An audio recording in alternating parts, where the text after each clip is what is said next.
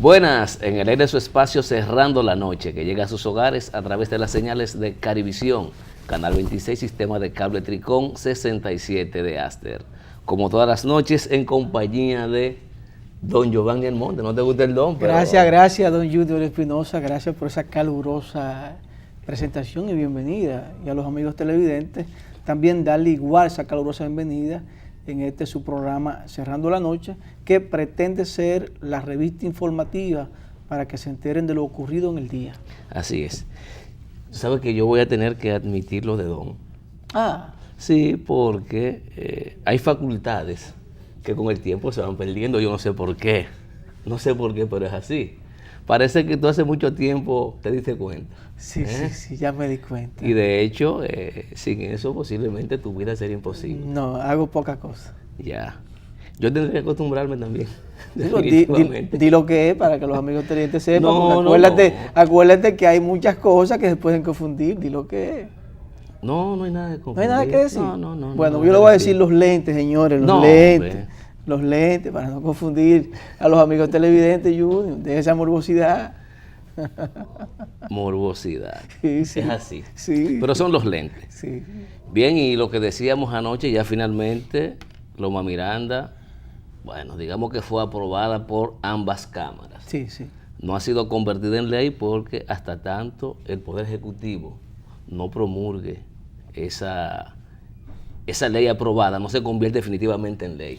Ahora estamos a la espera de que el presidente haga lo propio. Sí, Él dijo que iba a hablar después que el Congreso trabajara. El Congreso, aunque un poco presionado por todo el agitar social que ha habido, finalmente votó a favor de convertir a Loma Miranda en un parque nacional. Mira, Junior, el presidente de la República no tiene otra alternativa que no sea declarar a Loma Miranda parque nacional. Ya ambas cámaras lo hicieron, la sociedad dominicana se ha expresado, manifestaciones, movimientos, lucha, protesta. Entonces, yo no creo que el presidente de la República se embarque en darle para atrás a Loma Miranda. No creo que tenga la visión de político como la tiene para devolver ese proyecto. Así es que desde ya Loma Miranda es parque nacional, Junior, desde ya. Yo siempre espero que las cosas sucedan. Tú eres... porque conociendo la naturaleza de los políticos Junior, es que hay cosas que caen solos, que son naturales. No caen solos. Pero tú crees que el presidente de la República, en un proceso como este, con una reelección, entre comillas, con un PLD que esté en el poder, fuerte, sólido, va a inventar? Yo no sé si ¿Tú crees que puede inventar? Pero fíjate algo tan sencillo. Se le ha dificultado al consultor jurídico confirmar o negar que recibió ya la ley por parte del Congreso. O sea, ¿qué necesidad hay si la recibió o no decirlo? No, simplemente el señor Pina Toribio es un hombre que no le gusta hacer mucho alarde, ni le gusta sonar. Eso no tiene que ver con alarde, le gusta mantener un bajo perfil. Fíjate que miembro del comité político, consultor jurídico desde hace mucho tiempo. Pero sobre todo eso, uno de los hombres más importantes del partido y mantiene un bajo perfil. Nunca ha aspirado a nada, no quiere nada. Es tan sencillo decir, sí, recibió por parte del Congreso ya la ley para que el presidente haga su trabajo, la promulgue o sencillamente... Tú conoces poco los políticos dominicanos. No lo conozco. Lo que pasa es... Todavía se reúnen y dicen que no se reunieron, Junior. Te reitero, vamos a esperar. Bueno, vamos a esperar. Está bien, vamos. Porque acuérdate que una cosa piensa el burro y otra el que lo apareja. Vamos a llevarnos ese refrán del campo. Facultades, y está dentro de sus facultades, sencillamente, observar o no la ley. Y acordémonos que los intereses que están envueltos ahí son muy importantes y presionan muros. Sí, Falcón Brie está presionando, eso sí es y cierto. presionan murallas. Sí, está y entonces la amenaza de la demanda al Estado Dominicano, los planteamientos de que el proyecto de ley es inconstitucional o la ley ya aprobada, todo eso me imagino que será evaluado en los próximos días por el presidente de la República, el consultor jurídico, y no sé si por el comité político del PLD, no sé. No creo que tenga esa magnitud. Tiene fuerza él ahí, ¿tú sabías? Lo ha demostrado. ¿Eh? Lo ha demostrado que tiene fuerza. ¿Ha demostrado? Lo ha demostrado hasta tal punto que el expresidente de la República, el doctor Leonel Fernández, dijo que hablaba del tema de la reelección o la repostulación después que el presidente Danilo hablara. Ya. Ya. Pero tiene tanta fuerza ahí que se le ha hecho tan difícil hacer cambios importantes en su administración. ¿Por qué? No, es que es un hombre muy sereno, un hombre muy tranquilo, muy sosegado, un hombre de paz. No quiere problemas a lo interno de su partido, Junior. No quiere crear roces. ¿Y qué problema le puede crear al presidente decidir hacer algunos cambios importantes en la administración pública? Recuérdate, Junior, que el presidente Danilo Medina le pasó igual que lo que le pasó al presidente Leonel Fernández en el 96. El gobierno no era del completo. Entonces es el problema. Claro, él tiene deudas. Que él no... Él es un gobierno. Él tiene deudas. Pero no se gobierna, eso es lo que tú estás diciendo. No, él tiene deudas, compromisos que tiene que cumplir. Ya. Igual como lo tuvo Leonel Fernández en el 96, que tenía deuda y compromiso con el Partido Reformista.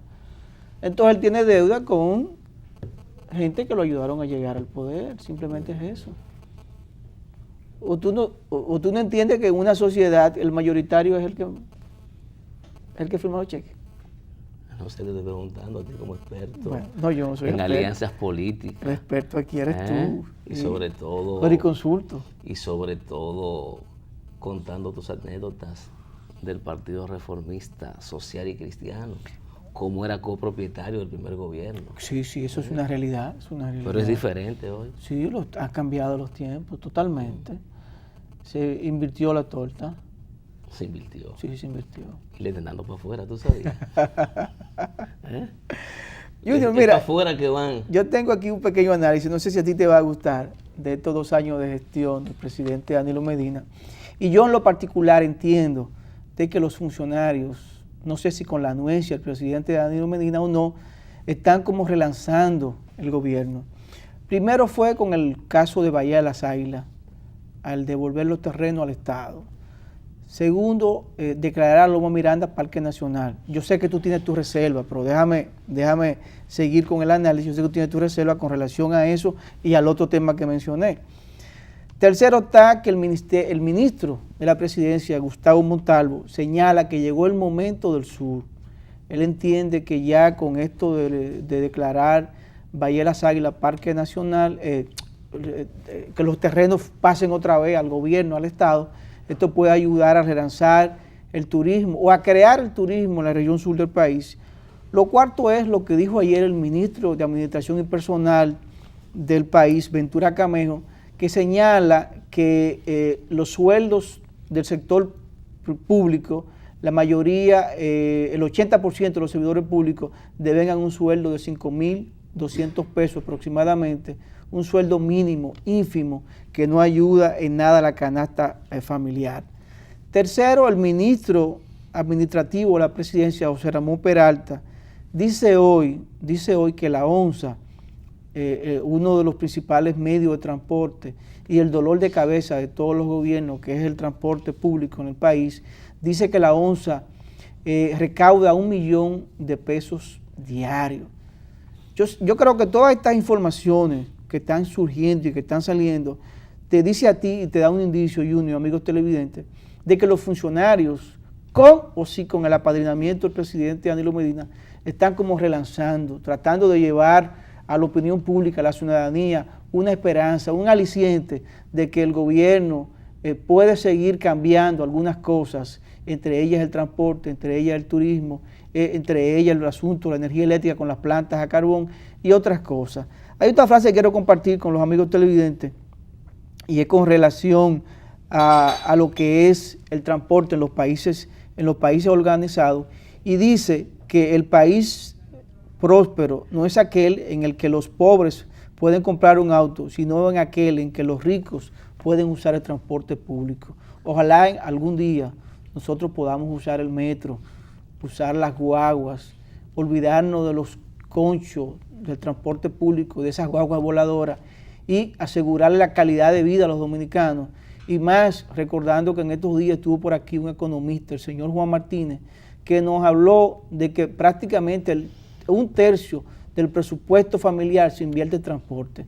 Estamos hablando de que una gran cantidad de los ingresos que recibe una familia se le van en transporte. Si nosotros logramos articular la ONCE, articular el metro y hacer el transporte más eficiente, esto va a ayudar a agilizar la ciudad, va a ahorrarle tiempo y dinero a los dominicanos y va a permitir, como dije con la frase que señalé ahorita, que el que tiene saco y corbata, el que va a la universidad, al trabajo, pueda usar el transporte público y dejar su vehículo en su casa. Es una utopía, todavía no hemos llegado ahí, falta mucho. Yo le pongo 15 o 20 años más para llegar ahí, porque no estamos preparados todavía para que tú dejes, Junior, tu carrito en la casa y venga en transporte público. Igual. Bueno, en el que vamos a tener el metro y la ONCE. Esos son tus parámetros para evaluar el lanzamiento del gobierno, y los respeto. Sí. Los respeto. Yo pienso que no pueden ser los parámetros esos anuncios. Por ejemplo, que la ONCE deje $1 millón de pesos de ganancia, ¿qué significa en términos de lanzamiento de un gobierno? Que el ministro Gustavo Montalvo diga que es el momento del sur. Y las esperanzas del sur están cifradas sobre un proyecto turístico que se haga en Bahía de las Águilas. El sur es mucho más que Pedernales. El sur es mucho más que esas playas. En el sur hay muchas otras cosas.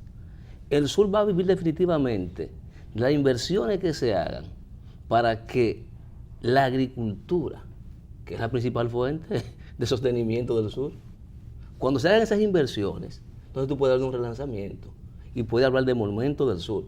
Pero mientras en el sur exista esa pobreza extrema, esa falta de atención histórica, incluyendo el único gobierno del sur que hemos tenido en la época moderna, que va a 2 años, y no conozco las grandes inversiones tendentes a fomentar el desarrollo del sur que ha hecho el licenciado Danilo Medina. Yo no sé las grandes obras que ha hecho, por ejemplo, en San Juan. No sé las grandes obras que ha hecho en Asua, o en Baní, en Pedernales, en Elías Piña, en Jimaní. Que no me hablen del proyecto habitacional.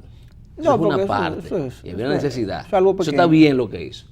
Pero eso no significa que vaya el sur a desarrollarse por eso. Hay muchas otras cosas que hay que hacer en el sur para hablar entonces del momento del sur, que ha sido históricamente abandonado, donde menos inversión social se hace en el sur. Y por eso no fue casual que el sistema de seguridad social, sobre todo el componente subsidiado, haya iniciado precisamente en el sur. Sí, me acuerdo perfectamente. ¿Por qué? Sí. Porque precisamente por la condición de vida que hay en esa zona. 2002, ¿verdad? Me acuerdo Claro, perfectamente, sí. La condición de vida. Entonces, si tomáramos eso como parámetro, a lo mejor estuviéramos hablando de otras cosas. No decir que el sur ahora es que va a desarrollarse porque 2 o 3 magos puedan instalar 4 o 5 hoteles en Bahía de las Águilas. Que en definitiva, y no lo digo yo, todos los estudios lo han dicho, los recursos que genera el turismo no llegan al país. El famoso paquete todo incluido. Son dólares que se venden allá. Y esos turistas vienen con todo cubierto. No dinamizan la economía de esos pueblos cuando llegan. Entonces tenemos que revisar también los conceptos de desarrollo. Ahora, si desarrollo es que 4 o 5 empresarios acumulen fortunas, se hagan inmensamente ricos, mientras la población sigue en la misma situación, entonces sí va a haber desarrollo. Como pasa actualmente en República Dominicana, que se dice que hay desarrollo, cuando todos los estudios y la definición de desarrollo que tienen los organismos internacionales no es lo que ocurre aquí. No es con inequidad social, no es con falta de redistribución de riqueza. Usted puede tener crecimiento económico, usted puede tener un metro, y un metro no es desarrollo, eso es adelanto, en modernidad, porque el desarrollo es integral, tiene que incluir el componente humano, que para eso es que usted llega al poder. Se supone que un partido político se propone llegar a la presidencia de la República. ¿Para qué? Para modificar las condiciones de vida de sus ciudadanos. Modificarla implica mejorarla. Si está bien, que estén mejor. Lograr que con sus acciones y políticas públicas sean un poco más felices. Pero yo no es eso lo que yo veo en República Dominicana. cuando analizamos todo lo que hemos visto, muy a pesar de la llamada revolución en educación, que tenemos que ver más adelante los resultados. Sé que te ríes porque nosotros no desistimos del cuestionamiento que hacemos a estar sembrando el país de escuelas. Eso no es suficiente. Te dije hace días, educación es un ciclo combinado. Tiene que haber escuela, inversión en el personal, inversión en equipamiento, en tecnología de última generación. Pero un proceso, capacitación. Junior. Es un proceso, Junior. Es un proceso. Hay que darle tiempo al tiempo y dejar que el motor vaya encendiendo para que vaya tomando el agua del radiador, vaya calentando, vaya enfriando todo el sistema. Es que si y hay que esperar. Si tú no tienes en tu vehículo el combustible, el aceite y el agua, se te va a quemar. Eso no espera, tiene que estar todo junto ahí. Y puedes arrancar sin agua, pero se funde el motor. Entonces, no aspiremos a que el 4% se funda, sino que arranque bien. No se va a fundir, la sociedad está vigilando, Junior. Que preparemos a ese personal que va a capacitar a nuestros estudiantes, que lo capacitemos, que le paguemos bien, que dotemos esas escuelas que se están haciendo de tecnología de última generación. ¿Por qué no hacemos eso? Pero todo lo que se anuncia cada semana es la construcción de 4 o 5 escuelitas a nivel nacional. Pero no se dice lo que se está invirtiendo en el personal docente. Lo va a decir, el ministro lo va a decir, el ministro de Educación se va a poner... Esperemos que no sea tarde. Se va a poner a tono y lo va a decir. Así Junior, es. una noticia importante que no podemos dejar de mencionar en el día de hoy es que la ministra de Trabajo, la licenciada Marixa Hernández, presidenta del Consejo Nacional de la Seguridad Social, aprobó por fin devolverle los aportes a los afiliados tardíos y de enfermedad terminal. Recuérdate que se había hecho toda una discusión en torno a esto, a las personas con mayor de 45 años que habían ingresado, que estaban cotizando y que no le querían devolver el dinero que habían depositado en la Seguridad Social. Y qué bueno que una resolución pues firmada por la ministra de Trabajo, presidenta del Consejo de la Seguridad Social, faculta y otorga o le van a dar dinero a estas personas que fueron afiliados de forma tardía y que al cumplir la mayoría de edad le van a dar lo que depositaron más la inversión o el capital acumulado hasta la fecha. Eso es importante, por eso está condicionado en el caso de los que sean enfermos terminales, que eso se comprueba, también un procedimiento que es establecido, y además que la persona mayor de 45 años esté desempleado. Si no está desempleado, no se lo van a dar. Bueno, pero por lo menos un adelanto, porque se estaba pidiendo y se le había negado esta petición a los trabajadores. Esperemos a ver qué pasa con esta resolución del Consejo Nacional de la Seguridad Social. Nos dicen que es tiempo de hacer un corte, vamos a él y en breve continuamos con Cerrando la Noche.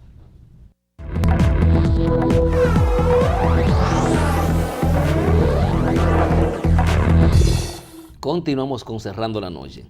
Esta parte del programa nos acompaña el licenciado Manuel Robles.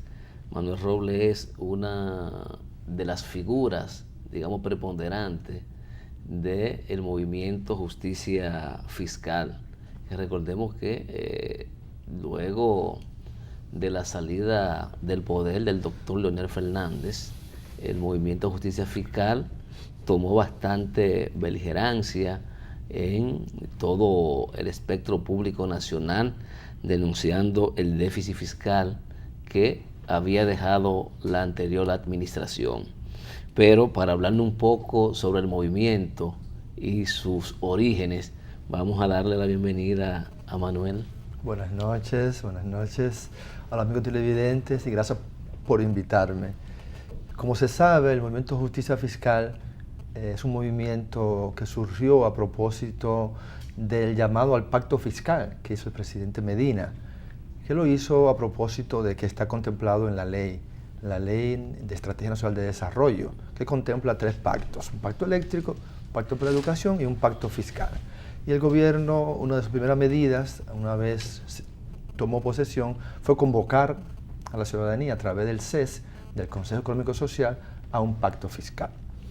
Y en esa situación nosotros participamos, yo participé en calidad de consultor, de experto, tratando de ponernos de acuerdo de que efectivamente se produjera en el país un pacto fiscal. Y establecimos principios, condiciones para que ese pacto se hiciera realidad.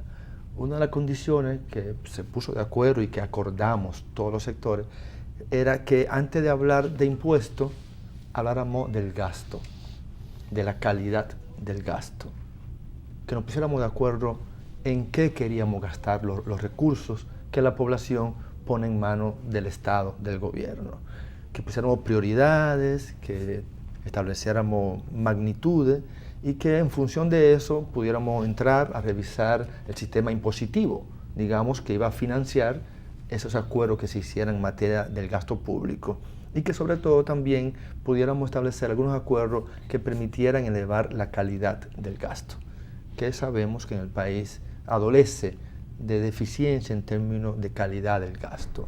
Hay un mal manejo de la finanza pública que hace que no todos los recursos se usen de manera adecuada.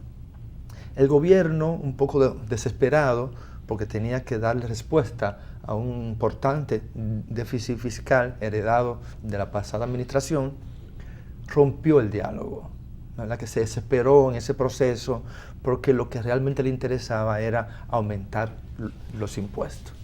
Entonces surgió el movimiento porque nosotros, mientras discutíamos en el CES a nivel técnico, también íbamos reuniéndonos con grupos sociales de tal manera que pudiéramos ser sus voces a nivel técnica, ¿no? Y recogíamos lo que ellos pensábamos y además le hacíamos saber cómo iba la marcha de la discusión y de los debates en el seno del CES.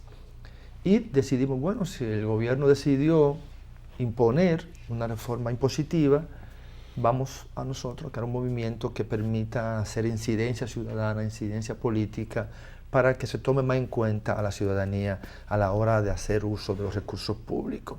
Y ahí surgimos y en ese sentido fuimos promotores de movilizaciones, caminatas, concentraciones, combinando algo que ha caracterizado en los últimos años a los movimientos sociales.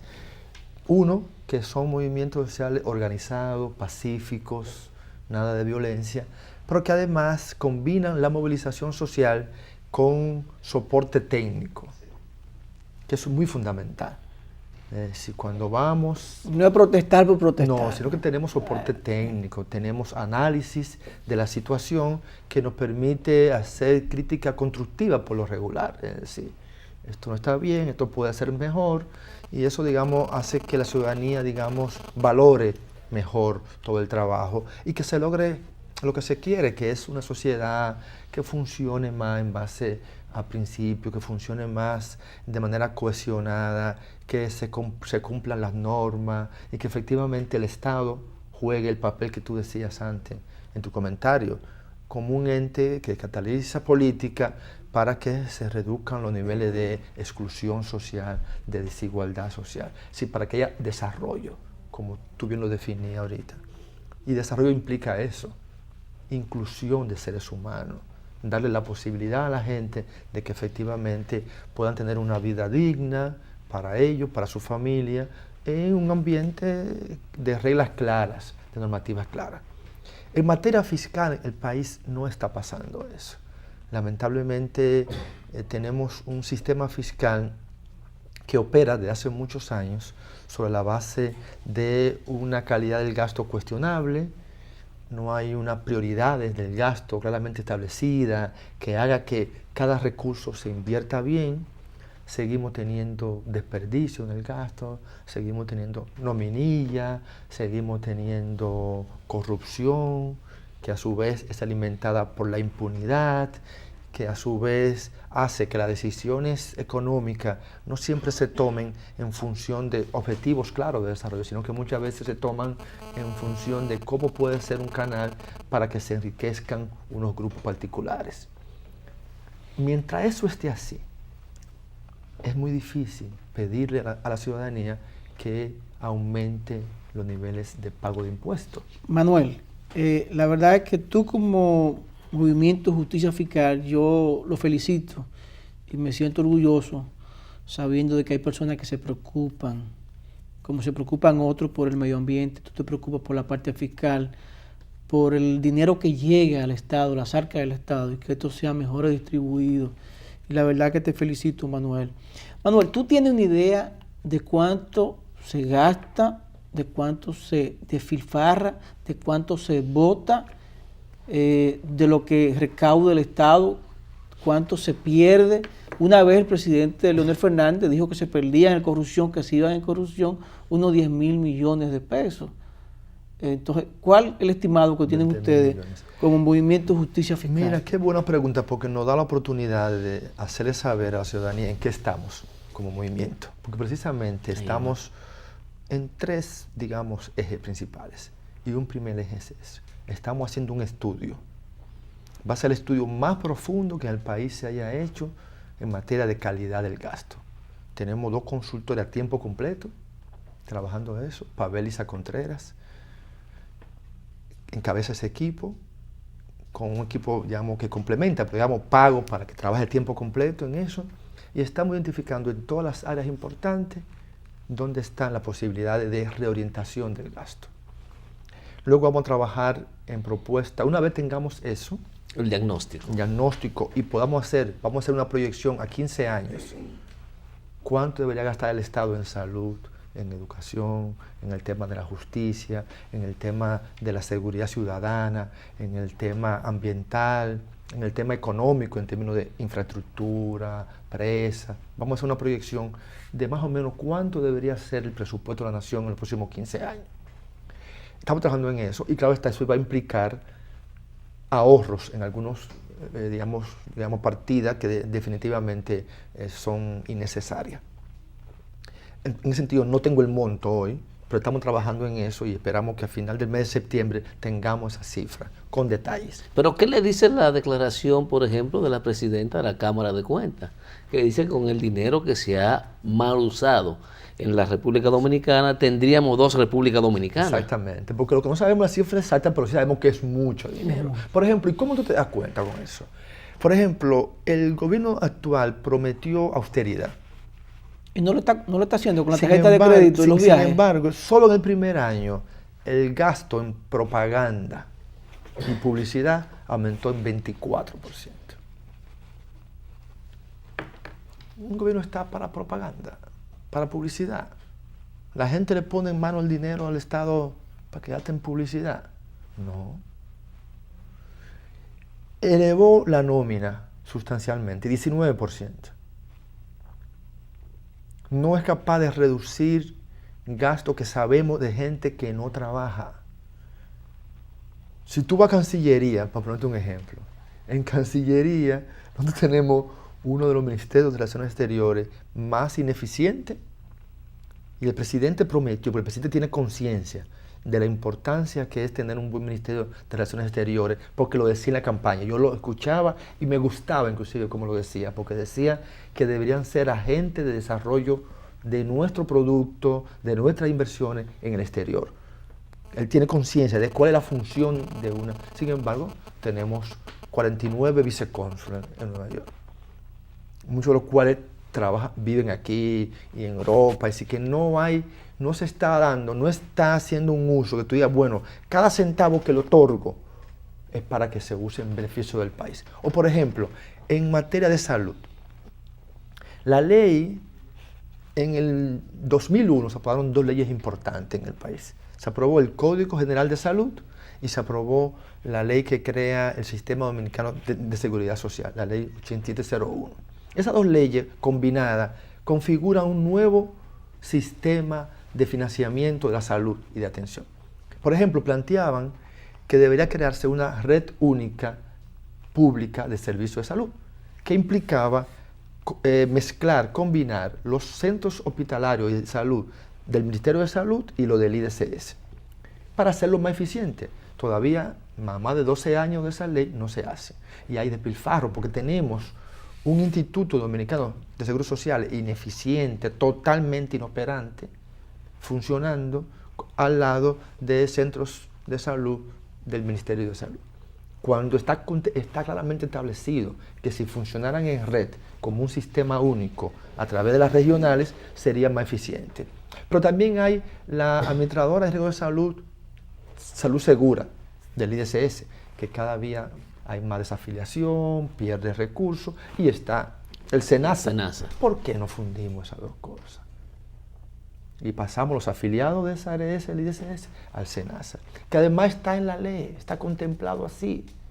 Te pongo un ejemplo claro de cómo el uso de los recursos. Y en el caso de ellos mismos, entonces la administradora de riesgos laborales, ¿es lo mismo o no tiene ningún problema? La ARL es diferente, porque la ARL tiene una connotación diferente. Y un monopolio en la ley. Hay solo una ARL.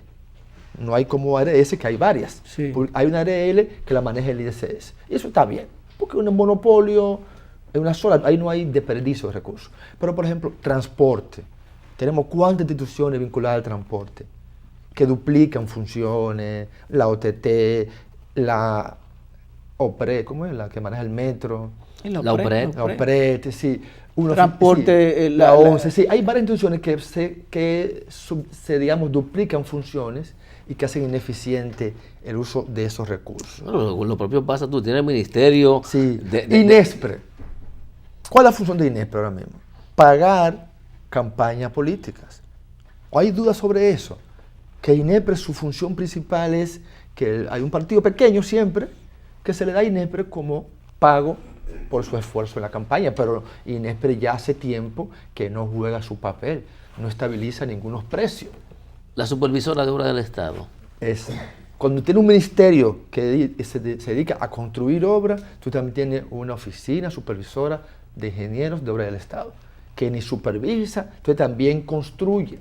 Y está demostrado que construye más caro, porque si tú ves todos los expedientes, construye más caro y no supervisa. Entonces, si es todo, tú ves todo cómo funciona el tinglado institucional dominicano y se caracteriza por una baja calidad. Pero esto es un problema, problema, lo reconoce el mismo Estado. Perdón, Robles, Sí, ¿esto es un problema del gobierno de Danilo Medina o un problema institucional del país? Sí, pero el gobierno eso gobierno no se creó ahora, pero el gobierno se supone que está para resolver y prometió resolverlo, porque es una campaña. Danilo Medina decía que iban a establecer un nuevo modelo de desarrollo en el país. Pero ese modelo de desarrollo se establece haciendo cambios que hagan más eficiente el uso de los recursos públicos, que tengan mejor establecidas sus prioridades, que esté establecido, por ejemplo, ya en los países del mundo existe lo que se llama el presupuesto por resultados, que hace que cada presupuesto que se aprueba en cada institución se ata a resultados concretos. No se da un presupuesto histórico, como se llama, sino que yo te di antes 20.000, te doy 20.100 ahora. No, se hace trimestral, no se hace trimestral el presupuesto. Pero son por resultados. Es decir, el presupuesto de cada institución al año que se aprueba deberá tener resultados. Es decir, que si yo sé que te doy a ti, ministerio, tantos recursos, es porque tú te has comprometido conmigo a entregarme tales resultados. Eso ya en todas partes del mundo se usa así. Aquí todavía estamos... Se asignan las partidas. Así, aquí asigna partida histórica, sin que esté correspondido esa partida a unos resultados medibles, tangibles, que tú puedas luego supervisar y ver si efectivamente fue una buena inversión. No se está haciendo eso. Entonces, nosotros hicimos un análisis de los primeros 2 años de este gobierno. Iba a preguntarte, Manuel, si a 2 años de gestión del presidente Danilo Medina, todavía no nos debe. Sí, pero claro. Nosotros hicimos un análisis de la gestión fiscal del Estado en estos primeros 2 años. Y nos presentamos con ponderación a ver 2 elementos. Uno, el tema institucional. ¿En qué medida este gobierno está cumpliendo la normativa en materia de presupuesto? Porque hay normativa, hay una ley. Hay una ley orgánica del presupuesto que establece, por ejemplo, periodo, establece que tú tienes que tener a más tardar el 15 de junio lo que se llama lineamientos macroeconómicos para la política de presupuesto. Eso no se ha cumplido, nunca lo tiene.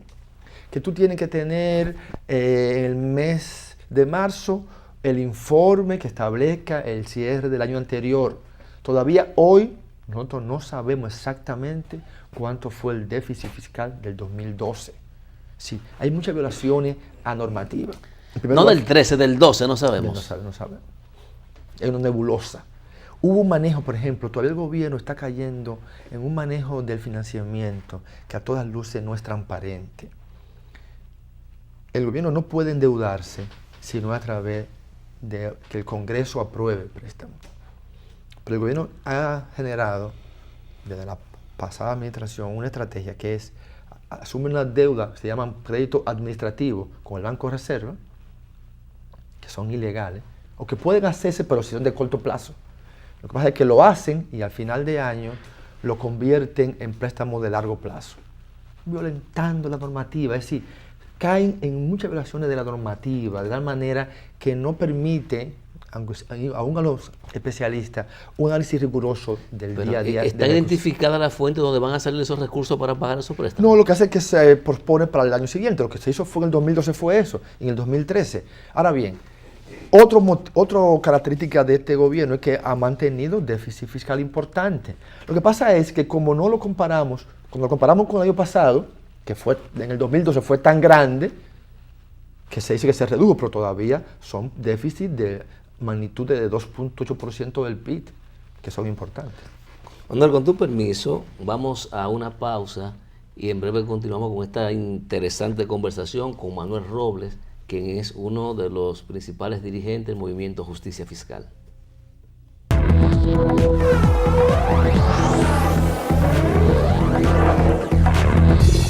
Continuamos con Cerrando la Noche y esta interesante conversación con Manuel Robles del Movimiento Justicia Fiscal.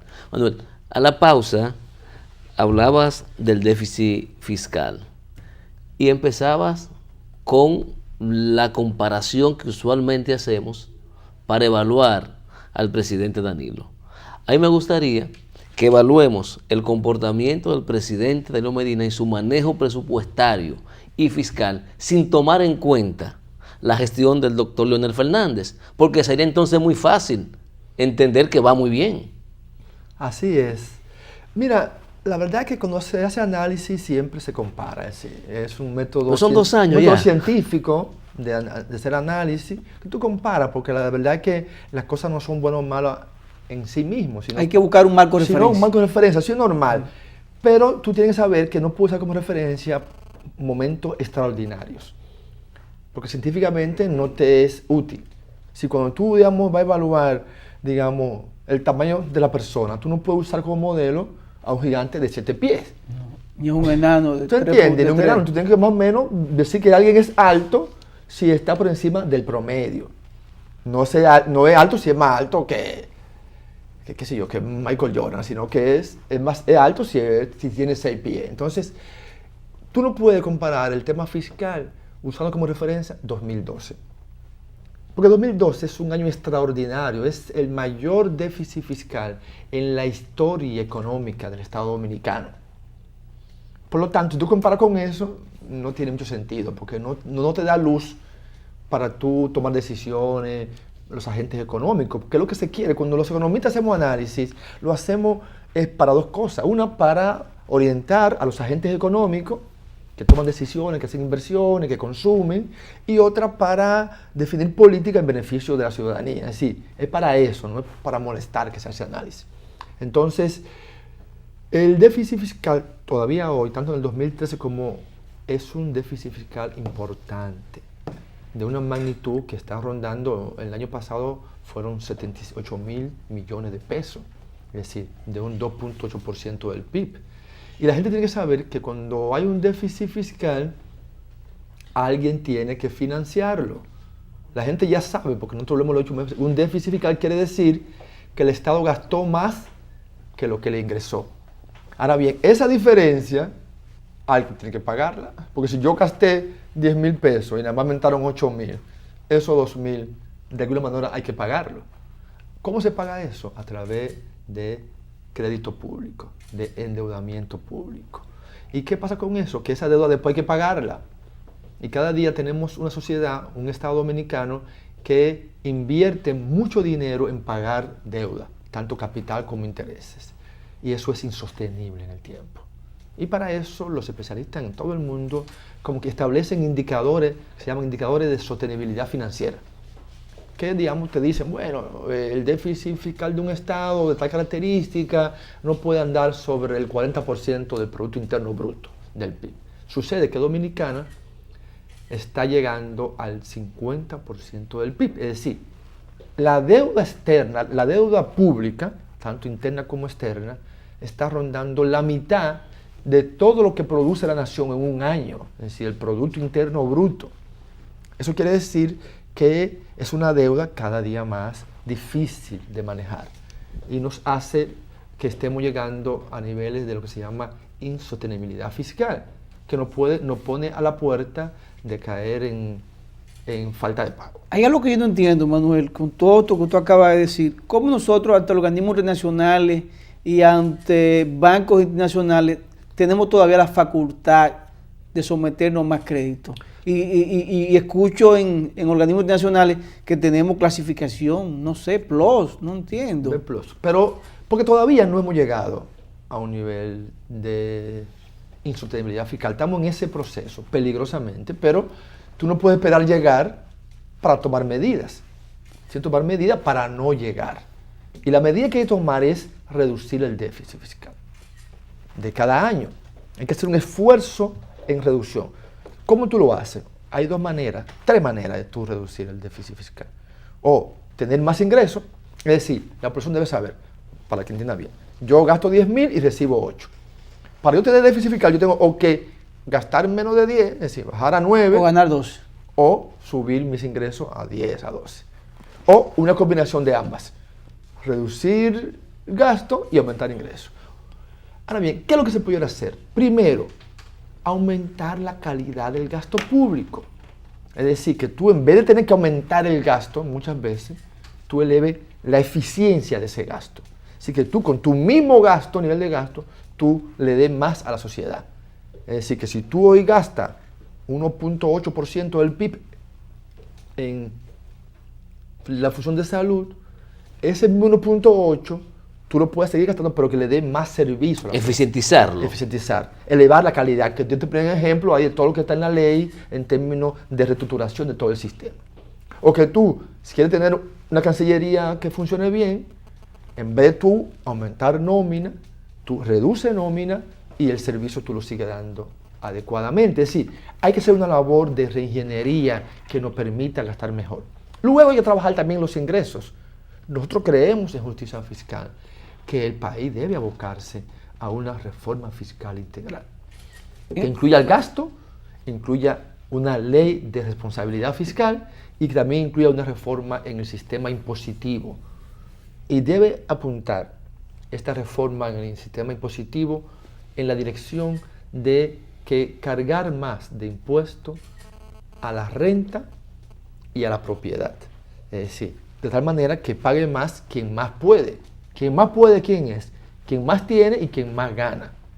Para eso hay que tener una propensión a un sistema impositivo orientado más a pagar a los bienes inmobiliarios, así los llaman impuestos directos, y reducir la carga en impuestos indirectos. Manuel, Sí. tomando como referencia, tú hablabas de la Estrategia Nacional de Desarrollo, que tiene 3 grandes pactos.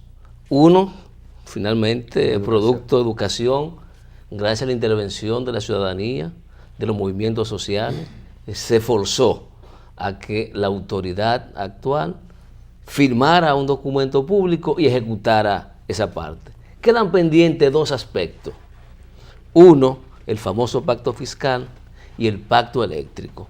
¿Crees, Manuel, que debe la población dominicana empoderarse de esos 2 ejes de la Estrategia Nacional de Desarrollo y demandar su cumplimiento? Totalmente. De hecho, ya tengo entendido que en los próximos días el gobierno va a emitir un decreto convocando al pacto eléctrico. Y el pacto eléctrico en gran medida es un pacto fiscal también, porque el pacto eléctrico tiene mucho impacto en materia fiscal, porque precisamente el subsidio eléctrico, lo que se va cada año del Estado en financiar un sistema eléctrico tan deficitario, digamos que reduce la capacidad del Estado de gastar en otras áreas.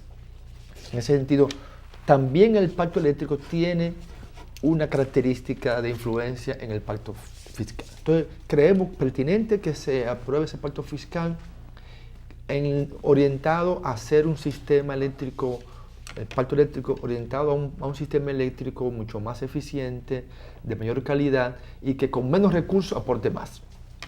Ahora bien, ese pacto creo que se va a hacer ahora. Nosotros somos los que creemos que a principios del año que viene deberíamos estar también firmando, tal como lo contempla la ley, un pacto fiscal. Pacto fiscal necesario. Nosotros creemos en justicia fiscal, que necesitamos un Estado con más capacidad de invertir en la gente. Nosotros no somos los que creemos en un Estado que no gaste, creemos en un Estado que gaste. Porque la única manera de tú redistribuir riqueza es con un Estado que gaste de tal manera que beneficie a los que menos tienen. Porque el mercado en sí solo, el mercado crea desigualdad. Y lo que hace el sistema fiscal es que esa desigualdad que se crea en el mercado, el Estado la equilibra, invirtiendo, tomándole más dinero a quien más puede y gastando más dinero en quien más necesita. Esa es la lógica del sistema fiscal. Entonces, el sistema nuestro, nomás termino esa idea, el sistema nuestro no está cumpliendo debidamente esa función.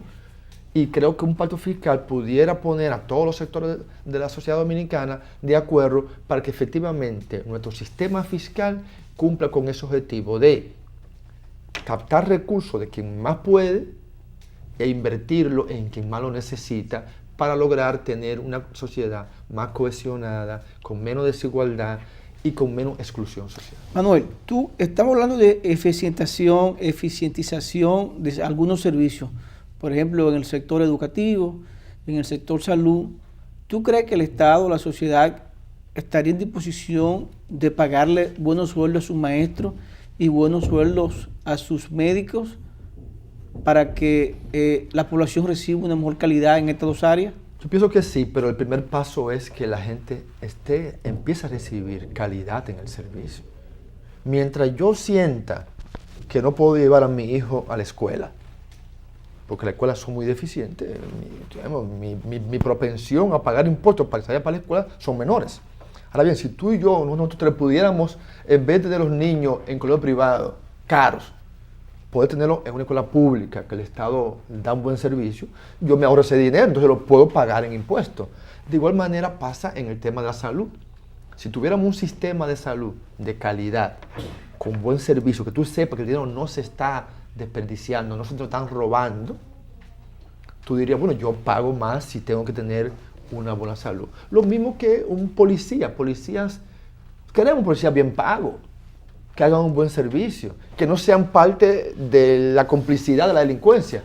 Pero para eso necesitamos, y estamos dispuestos a pagar más. Pero, entonces, por eso, el orden en que planteamos el pacto fiscal es, primero, organicemos el gasto público, aseguremos que haya menos posibilidades de corrupción y de desperdicio, y luego hablemos de impuestos. Y nosotros estamos en condiciones, como autoridad fiscal, aportar conocimiento, perspectiva, para que mejoremos la capacidad del Estado de invertir. De verdad que me siento, te felicité al inicio de la entrevista y vuelvo y te felicito. Me gustó la participación. Yo entiendo que es parte de lo que tenemos que hacer nosotros como dominicanos, ayudar, contribuir, y creo que desde política fiscal, justicia fiscal, está haciendo un buen papel. Nosotros, Junior, empezamos de ayer a hablar sobre una frase, y creo que la frase encaja perfectamente en el entrevistado del día de hoy, que dice que la vida es muy peligrosa, no por las personas que hacen mal, sino por las que se sientan a ver lo que pasa. Yo creo que usted nos está sentando a ver lo que está pasando en el país. Usted es parte de esto. En eso estamos. Muchas gracias. Bien, con esa frase damos gracias a la participación de Manuel Robles de Justicia Fiscal por habernos acompañado en Cerrando la Noche. Las puertas están abiertas para otra oportunidad. Muchas gracias por habernos permitido llegar a sus hogares. Mañana nuevamente estaremos con ustedes en Cerrando la Noche.